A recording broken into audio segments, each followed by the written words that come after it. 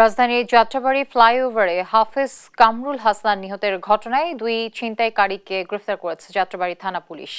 গত 18 ডিসেম্বর হাফেজ কামরুল হাসান তার বন্ধুদের সাথে সাজেক যাওয়ার জন্য সায়দাবাদ বাস স্ট্যান্ডের উদ্দেশ্যে যাবার পথে ছিনতাইকারীদের হামলার শিকার হন।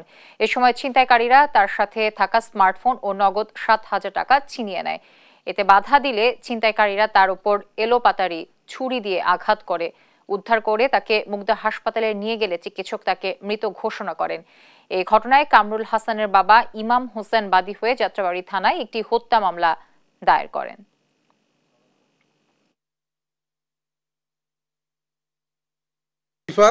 এবং আপন এরা তার পথ রোধ করে এবং তাকে আমরা যে দুজনকে গ্রেপ্তার করেছি শাকিল এবং আশরাফ, তারা আমাদের কাছে বলেছে যে তাদের সাথী রোহান তাকে ছুরিকা তার সাথে যে মোবাইল ছিল সেই মোবাইল ছিনিয়ে নেওয়ার সময় তাকে ছুরিকাঘাত করে 3 বার সে চেস্টের উপরে স্টেপ করেছে এবং রোহানকে তারা মেরে ফেলেছে।